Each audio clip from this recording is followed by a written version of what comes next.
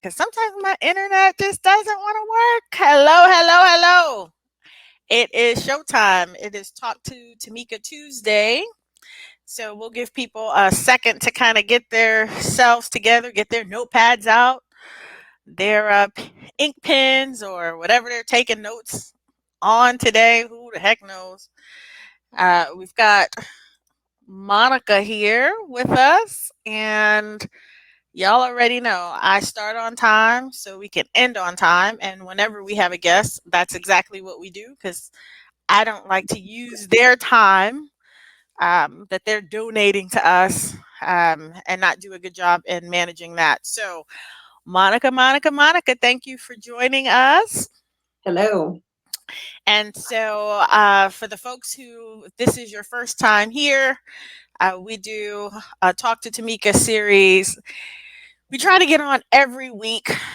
Sometimes we get really busy and we can't really get to it all. But today we have Monica here, and she's going to talk to us about her niche, her investment niche, which we'll also find out is this her business niche, because you guys all know that I talk about the entrepreneur needs two niches that they need to focus on, and one is their business niche of what's generating them income, and then their investment niche, which is going to generate them income and build wealth, right?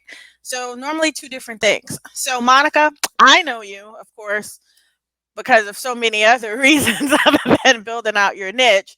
But can you tell our audience who you are and what you do? Well, I'm Moneica Landrum, and some of you might see me on Facebook as Moni Drum. That's me. People were calling me that, and I go, "Who? Oh, yeah, that's my Facebook." And I do that for a reason. But my niche is room rental, and I'm also an investor. And so from that, I've also kind of slid over into the property management just because it goes hand in hand. Now it's a specialized property management for the room rental. And the reason for that is I found out that when I was looking for a property manager for a room rental, people were like, "Oh, I don't know. Let me talk to my lawyers." I'm like, okay, it's not that serious. I'm like, you can't be. I'm like, okay. So that's when I realized, oh, okay, well, I'm managing anyway. I can do this. And so that's how I started out doing that. So in 2016 I started, and then 2017 I really kind of got more into it. And I developed a very good system, and I love it. And there's so many reasons to love that. So one of the reasons is you can make more money off of one house. You don't. So if you're looking for, if you're not trying to have as much, so a lot of people have other businesses that they do, or they work somewhere or what have you. You really don't have to have a bunch of properties. You can just have that property doing a room rental.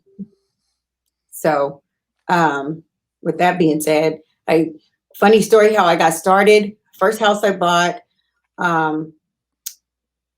the tenant didn't want to leave, so there's tenant there already.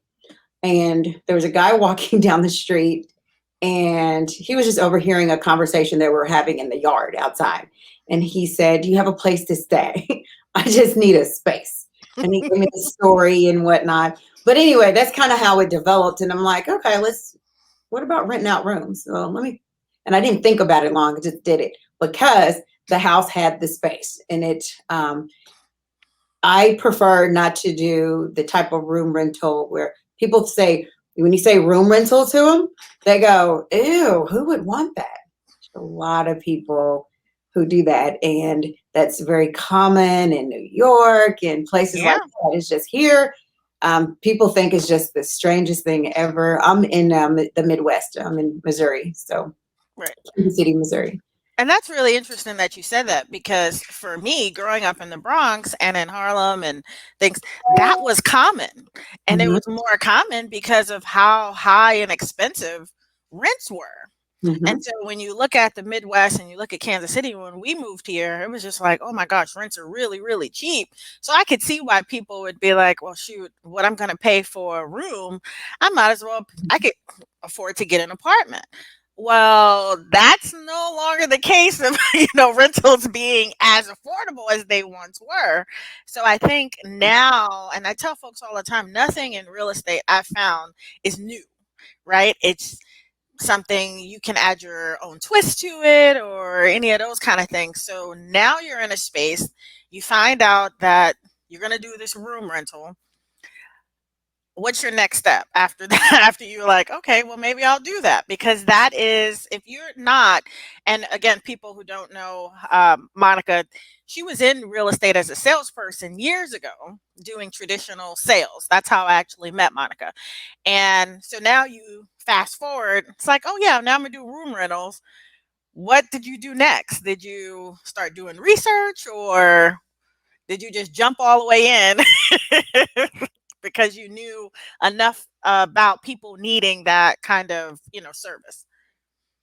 So I called someone that I knew in my family who had experienced something like this. So what he experienced, and I did do my research, yes, but I went to people who had actually done it, like like lived in a place like Ah, so you went the other way. You went to that. the person who is actually needing Yeah. this space. Good deal. Now I've seen places where people have things rented out, but it just wasn't good living quality. So I didn't like that, and that was um, I wanted to get away from that. So I called someone that I knew. It was like a friend of a family member, and this was more like kind of like maybe halfway house type living situation. Mhm. And I said, "What did you like about it?" And he told me everything he didn't like about it. There's one bathroom and this, and I hated it, and da da da da da da da da da. So that So fits more into like the boarding room yes, scenarios that we hear about, yes. where got it, And so me personally, I stay away from those. I don't got do. it. Um, I This is, you have a room, it's your living space, everybody's vetted, we have everybody, there's a background check, um, everything has their own payment accounts when they're paying their rent. It's their own space. They don't feel I've been successful at it, so all this time. So I don't have and if you vet your people how you're supposed to anyway, you don't have issues in the house. So I don't have conflicts. I think all the time that I've done this, I have had to call the police once. Well, I shouldn't say me. I didn't have to call the police, but the police were called for a situation. Um, I can also tell you the other added benefits to doing it. Tax purposes for me, the house, so the utilities are included. So to come tax time, I get to claim all of that. Yeah. It's not just, the different doors. It's also, I think about the comfort of the people. I have, the climate control, so I can access the temperature on the wall, for my phone, and make sure. Well, So I saw you, and so y'all all know. Everybody here knows that if I can't run a company from the beach, I don't want it, right? So I saw you on Facebook. I don't know if it was last week or whatever, and you were taking pictures on there. I think, were you in oh yeah, Bahamas or something, we're in or Jamaica. you were in Jamaica? Yeah. And I was like, oh, this is what I'm talking about, because to go from, whether it's corporate or whatever else, and it's like you literally are living a life by design that you always wanted. So you're on the beach with your family and managing temperature controls or whatever you need to do to stop and be like, oh Mhm. yeah, when I get back to my hotel room, I'll go check on my company and Yeah. I'll go check on my investments. And that's what I like about your model, Monica, is that there's two things happening for those people who are listening and trying to figure out their niche. Is that she's making money as a business. So that's her operating business, but it's also what she's using to build the wealth because she owns the properties. And so when it's like, well, how am I going to get into real estate and what property should I buy or whatever? So for her, she's buying the properties that her company is actually utilizing. And it doesn't have to be that model, of course, but that's the one she has.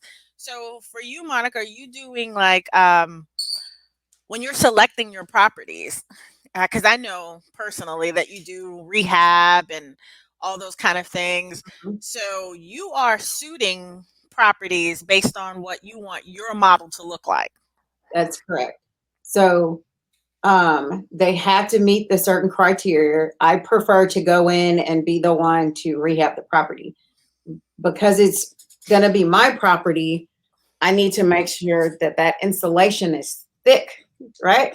Because I'm paying the utilities. That's So right. I need to make sure there's a place in there that I can block off the tenants doesn't have access to. If you've ever had a rental property where the tenants go in, and I had one before I sold, and the guy went in and he took all the stuffing out of the furnace, Right. weird stuff, and it was early on, weird stuff like that. So Yeah. they have to be positioned, and people walk in and they go, "Oh, you know, we just moved somebody in last week, and he walked in and he said, 'I'm home.'" Right. And then I also furnished the place, so I wanted them to feel like it's comfortable. I want the floors to be good because you know what, you're going to be in there fixing stuff if you do it wrong anyway. So you want. I don't like the high turnover rate. You got to Right. advertise again. Now you're vetting someone all over again. So for me personally, I just prefer that the house is in good condition. From the Okay. onset. Yeah. So then I'm Right. not having a bunch of people because people try it and they just look at the money aspect, but you have to look at the comfort of your tenants. People really want their own space, truly, and if they could afford to, they live in their own space. Hmm. But if there's a situation where they need the room rental, you do have to consider, in my opinion, you should consider their comfort a little bit and how you can help to make sure that it's decent. Right. Right. Yeah. Of course. I mean, you look at yourself and you're like, hey, if I was in this situation, what would I want my space to look like? Is what I always tell people. It's like, there's no way I could personally be a slumlord because I just couldn't sleep well at night, and let alone having to deal with all the issues of, when I go in there, this could very well be me in a position where I need a room, for whatever life hands you. Because a lot of times people who are looking for a room rental or whatever it is, they may be people who are starting over. I look at and of course I haven't talked to you since we had some one-on-one time before, but from the time we were working on stuff, I was like, there are so many groups of people who need this, from people who are running from abusive relationships, people who are needing to start over on life. Maybe they had a drug addiction or whatever it was, and they need a place to start. And normally starting, they can't get they can't maintain or afford $1,000 rent or $1,800 rent to get started. So now we're talking about shelters and being homeless and all of those kind of things. So this particular niche to me has been is just been, I know, coming from New York, and I'm just so glad that you're wrapping your arms around it and making it your own. And that's what it's all about. It's, if we're going to do this kind of work and fill in the gap for affordable housing, it's so many other things that are going on, like the mental health aspect, all of these things. There's so many things that you are solving just in your small part of the world. And that's what it's all about. And so that's why I wanted you to come on and share with people, your niche and how you got started. Because there are people who are listening and going, oh, that just piqued my interest. Maybe not doing your model, but doing something else that maybe they always wanted to do. And maybe they didn't have the balls to go do it. I don't know. Or thinking they had to go so big when they could just start with one house at a time, right? So, and I see we have questions coming up, all kinds of stuff that's over here. I don't know if you can see them. over here, but I'll I Oh, I normally see. take the questions later on and post them. But someone asked, how are homes laid out? Is it roommate style, or do they have to share bathrooms? That's one question that came up. So the layout, they have to, so the first one they had that I had 6 bedrooms and 3 bathrooms. It's a bathroom on each level. So they share the bathroom. Um, So were there two bedrooms on each level, 2 bedrooms on each level. and then those two people shared the one bathroom? Yes. So Okay, people got it. are more okay with that than everybody in the house. So I kind of stuck with that motto. Um, Mm-hmm. I never have a bunch of people for one bathroom. Then I bought the house next door, but I rehabbed it, and it was actually a townhouse. Some people in California had it, never paid attention to it, and it was just falling apart.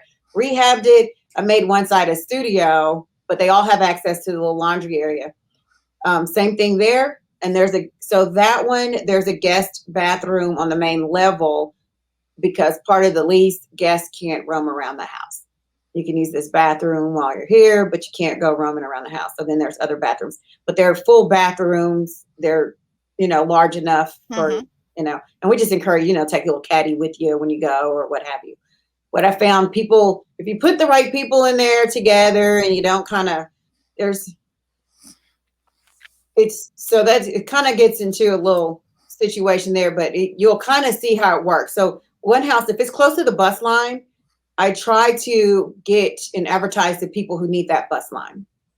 So they don't have cars.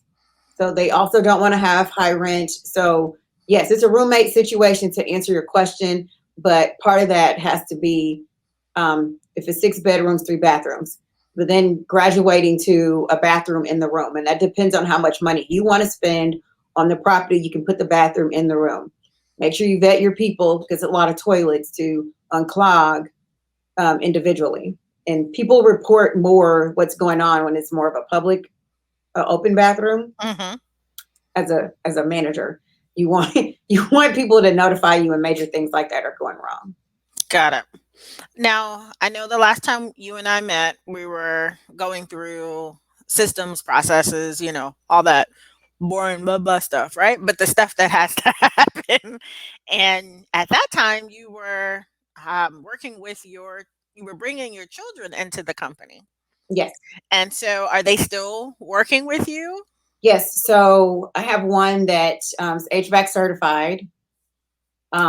The middle one, he's getting this funny thing. He's getting a master's from Cornell, but he switched it. He's getting two, and one is real estate, and the other one is planning. So he graduated as an engineer, and so he's doing that. And when he went to New York, he lived in his apartment, and every room, so each apartment had all the rooms rented out Right. separately. I'm like, oh, okay. And I'm like, okay, you look at the layout and the design. It's like, huh, and everybody had their own bathroom though. Yeah, paying a little over $1,000. I'm like, good night. It was, That's right. yeah. So for his little room and everything, and I saw their little layout, and I was like, okay, well, this is what we're doing. They already had their leases set up for that. Everything they did was already geared towards that. Right. So that was kind of interesting. The youngest one, he's a CNA and he's trying to get his nursing. But I wanted to open up and this is kind of later on. I wanted to do a senior living facility, and I Right. was hoping he'd be able to help out with that. So having the kids help, something Tameka taught me. She said, I think it's like in 2017. She was like, "You guys need to get automated." And I'm like, or thinking, what does that mean? So, and then she talked about a few, things here and there, and I'm like, got it. So got automated, like she said. And because of that, I can put in any maintenance requests and things like that, and I can send it off. And then they can handle that. Even my husband, he can go and handle something, or, outside contractors also, of course, but they can go and do that and take care of things as a family. And of course, guys, that's why I tell you guys all the time. The stuff I say over and over and over again. And when you guys get it, is when you get it. But it's all the same stuff. Like, how do we make sure that the businesses that we have, can run as much as possible without us having to touch every piece? If we have to touch every piece and we get sick, and there's nobody who can come in and take that book of business or whatever it is and keep the organization going, then what are we doing? Like, we have to stop and then figure out what processes and automations and things like that can still operate this company, so we have some more freedom, so we can be in Jamaica and not have to be on our phone checking every 5 seconds or feel guilty about living a life and just having a good time, enjoying everything that we're building. So, Monica, how many more of these do you plan on um, doing and adding to your portfolio? So I want 7 more.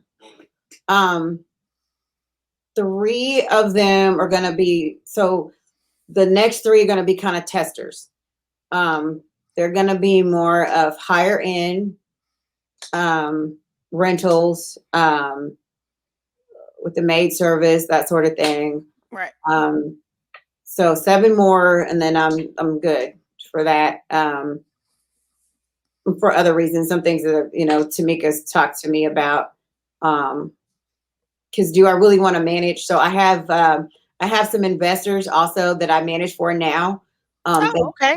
They bought a couple of my properties. So Well, that was different because we had the last time we talked, we were talking about that, is that more people would want you to, do that for them.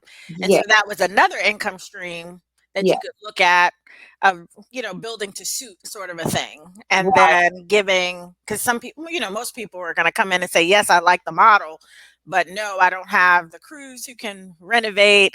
I right, don't have all of this. I need the lease. It's like everybody wants a turnkey system, right? right, Everybody wants the information, everything, but people don't really want to go do the work. So they'll pay to have the work already done for them mhm. so they can skip to the front of the line, is what I call it. So that's good that, hearing that you got that part I squared can't away as take well. everybody, and I or every house. Someone had asked me once because they tried to do what I was doing, but Hmm. and then wanted me to take it over. I'm like, I can't really do it like this because I would get bogged down. It's a room rental, so you can't have any kind of house. You can't just throw everybody in there. I mean, Right. that just doesn't work. And they had all kind of crazy, some kind of crazy lease system going on, and I'm like, no, there's rules that apply to all this to make it work smoothly. Something that you may not think about with is, I insulate in between the walls so that they're not. I don't want to get phone calls because your music's loud. Don't call me, you know, Right. because they're disturbing the neighbor. Um, Different things like that. So Right. So is there anything you want to share with our guests who are maybe trying to figure out their niche in business or on the investment side? I would say, well, Tamika, you said something one time. It's better to try it and realize that it's not for you. Like you mentioned, I had my real estate license before. Mhm. I realized I'm like, I don't want to show people houses. It was I love houses, but it wasn't something that I wanted to do. So realizing your niche, I get really excited about room rentals. I have to tell myself to be quiet and stop talking to people about it. Finding Well, out, that's passion. That's passion. That's if I don't see somebody, if somebody tells me that this is their niche and they're not passionate about it, I don't believe them. I'm like, you're only in it for some money or whatever. Like, you can tell when something is someone's passion. And I knew Mhm, from when you first started doing this is my passion. Like, you wanted to know every in and out and do it right and all of those kind of things. So that's passion, people. For those who and are I'm not watching and don't know, that's passion. and like being automated, I've never knocked on a door and said, "Where's my money?" I've never done that. I have a little spot on a building that we own. They just put their rent in there, drop it off, or they pay online. I never, so their comfortability, I never do that. I saw one of the questions that said, "Are you in and out of the home?" I do inspections. So I think you've talked about that to me on another Hmm. platform, I think, but I do inspections. So I have my sheets for inspections. You have to on a room rental. I've had a couple times I had somebody stand over that wasn't on the lease. Everybody, yeah. So it's a system that keeps everybody comfortable. Finding your niche. I also like the flipping side of it. Everything isn't good for a room rental, so I like that. I like where I am in this area. Trying to increase and expand that. Trying to take the pointers that Tameka gave me and kind of go from there. I don't know how Hello. this rings through the computer. I don't know how to turn that off. Sorry about that. But yeah, just get into it. Don't be afraid because you sit and think and think and think, and then you never do it. It's okay to fail. You're gonna fail. I failed. But that's how you get better. You dust it off, you fix it, and You learn from it. you learn from it and you move forward. But the longer you wait, the older you become. That's what I found out. That's where I'm like, go, go, let's hurry up, let's go. Like, you want to get all this stuff going. I'm like, Monica, you got it. Let's go, let's go, let's do more. Because I'm just a firm believer in, that's part of mastering your niche. You cannot, I keep telling folks all the time, you cannot get to 6 and 7 figure incomes and not have lost anything. Like, or not have failed at something. You have to stumble. It's how fast you're going to get back up. So, like, that's why I'm like, Gary, go ahead, hurry up, go ahead and jump off. And then when it's time for you to pick yourself back up, it's the pushing out the naysayers who said, I told you that wouldn't work. I told you that wouldn't work. And I don't know for you if you had people in your circle who were saying those kind of things when you were like, I'm going to do room rental, what? Or like, why would you do that? So I with KCPD, Kansas City, Missouri Police Department, and one of the things was I found people just really want their own space. They really wouldn't even do some of the fighting that they were doing if they could afford to live on their own. I also found some people just weren't good with paying their bills. They just can't keep up with responsibility. Well, I get to handle that for them, and they just pay their rent. They love putting it and making automatic payments, and they're fine and they're good. And it's the most settled some of them have ever been in their entire life. And it's worked out nicely. And that's the reason why I say, um, you know, forget about how people view renting a room and all of that. Just there's a lot of people out there that need it. So I'm a reserve officer now, so I do this full time. It's my full time job now. So Yay! Yeah, that's huge, folks. For those folks who are saddling two sides and wanting to work the 9 to 5 until they do this, it's like until you get into your space and you're like, I'm full time. This is what I do. This is what I'm putting the time into my business. Then you have the time to master the niche, to continue to study, to create a course. Hopefully, you have a course coming soon, so that we can people can get in and learn. Hopefully have a workshop and coaching. Like I always tell you guys, once you master your niche, the next phase of that is being able to teach other people about it, right? And so teaching them also means you're getting through the looky loos who got 2,000 questions.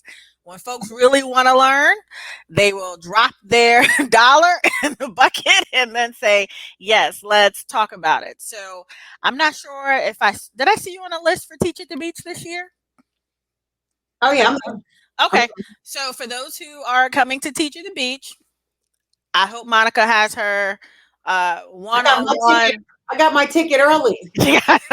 because we're sold out. So if you don't go there, so I'm telling y'all now, you'll see her in and out or whatever. So she might answer a couple of questions, but hopefully you get one of her one-on-one slots. And I'm encouraging all folks to have their materials ready so you guys can network, get involved with each other, all that kind of stuff, because there's a lot of wealth of knowledge that comes to the conference, whether they're presenting or not, that are there.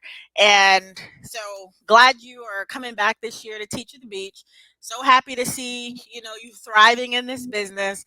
I'm going to be on you about where's your presentation, because I need you on the next tour or the next Teach at the Beach. Y'all know I stay on y'all about that, like leveling up and mastering and then writing about it so that you can create that other side of income, right? So Monica say yes. Yep, I got my course and stuff ready soon. Huh? She's like, Yes, I've been looking at that. I've been. so hopefully she'll have that soon, so that she can teach how she's doing this and get more of this information out. I think her model is, great of what she's doing. I love to see folks marry both of their, business and their wealth building niches together. So it makes it easier for them to study and master. And so we look forward to hearing more from Monica here soon. We'll have to invite her back. And I don't know if you're busy in about a half an hour, but we have Compass Group. And but I'll inbox you to see if you can spend about 10 minutes with them so that if they have any questions, because I meet them in about 30 minutes. So Monica, I'm not going to hold you up anymore.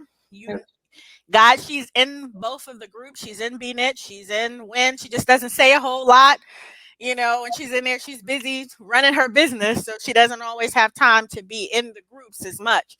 But no, she's already connected to you guys. So, guys, thank you again for tuning in. Monica, thank you for showing up. And I'll let you, if you have any last words you want to say to the folks who were here, because I just normally try to get you out of there for giving us your 30 minutes.